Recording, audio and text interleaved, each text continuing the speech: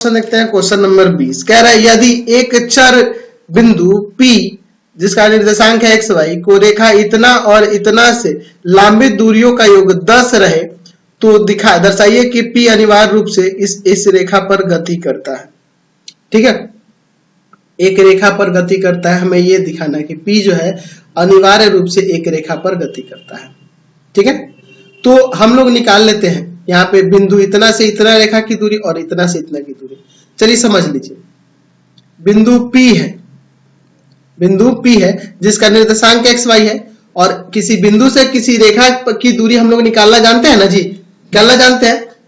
चलिए तो हम लोग यहाँ पे पहले उस रेखा की दूरी निकाल लेते हैं, लंबवत दूरी निकालते हैं और फिर इस बिंदु से इस रेखा की लंबवत दूरी निकालते हैं और दोनों का योग बराबर में 10 कर देंगे और फिर उसे सॉल्व कर देंगे। ठीक है, तो मैं मान लेता हूं, माना बिंदु P जिसका निर्देशांक है xy से रेखा x प्लस y माइनस 5 की लांबिक दूरी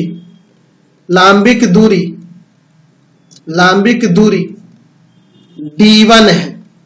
तो d1 बराबर में क्या हो जाएगा, मोड में x प्लस y माइनस 5 बटा में रूट अंडर 1 का स्क्वायर प्लस 1 का स्क्वायर, यानी कि x प्लस y माइनस 5 बटा में रूट 2 हो जाएगा। ये तो पॉजिटिव ही होगा, यानी कि ये d1 का मान हो गया।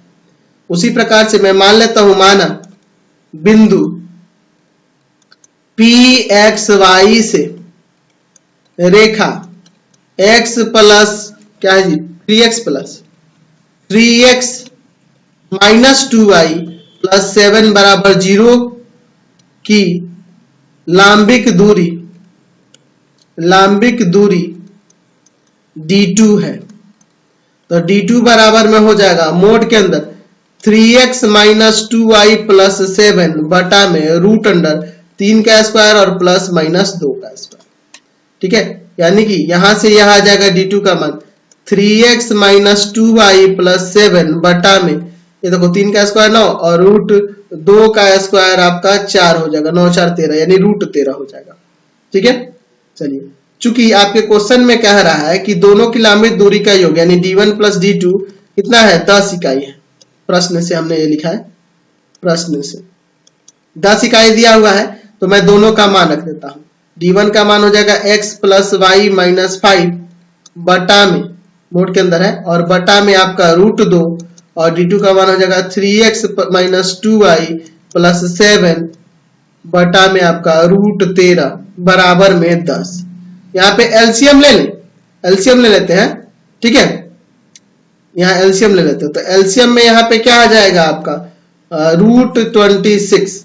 ठीक है, यहाँ पे आ जाएगा रूट 13 मोड के अंदर x प्लस y माइनस 5 और प्लस रूट 2 मोड के अंदर 3x माइनस 2y प्लस में 7 और बराबर में 10। ये जाके उधर गुणा कर देगा।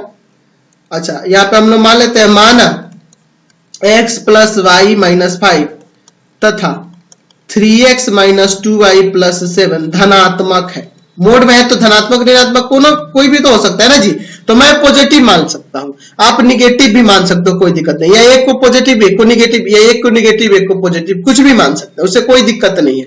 हम लोग को दिखाना है कि ये एक रेखा का समीकरण होगा। ठीक है, तो ये पॉजिटिव या निगेटिव पॉजिटिव या दोनों पॉजिटिव या दोनों निगेटिव, कुछ भी आप ले सकते हैं।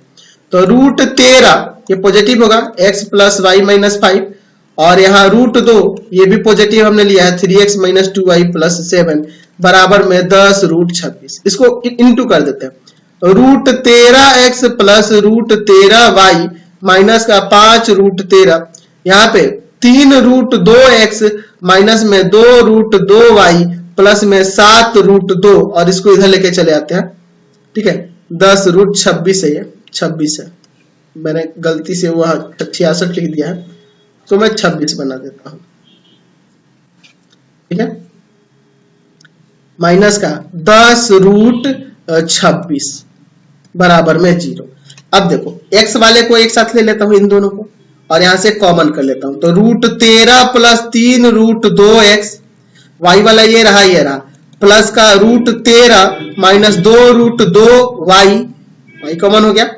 अच्छा, यहाँ पे देखो यह है और यह है और यह है, तीनों कांस्टेंट को एक साथ, तो प्लस का 7 रूट 2, माइनस का 5 रूट 13 और माइनस का 10 रूट 26। तो देखो यहां जो आ रहा है आपका, यहां जो आ रहा है बराबर में 0, एक रेखा के समीकरण में नहीं आ गया। ये देखो ax प्लस by और प्लस c बराबर 0 के रूप में आ गया। तो यहां कह सकते हैं कि अतः यहां कह सकते हैं बिंदु P अनिवार्य रूप से एक रेखा पर गति कर रहा है, एक रेखा पर गति करता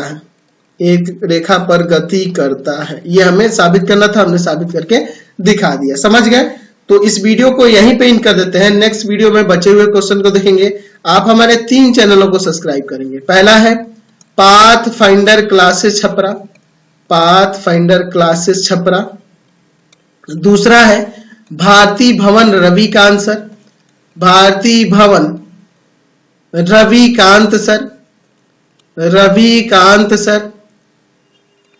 ठीक है। और तीसरा चैनल है रविकांत सर के नाम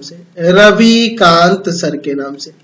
तीनों चैनल को सब्सक्राइब करेंगे और इससे रिलेटेड वीडियो के लिए सीधे डिस्क्रिप्शन में है, और इससे संबंधित नोट्स के लिए आप सीधे गूगल पे सर्च करेंगे www.ravikantsar.in और वहां पर जाकर आप इससे संबंधित नोट्स को डाउनलोड कर सकते हैं और पढ़ भी सकते हैं। Thanks for watching the video.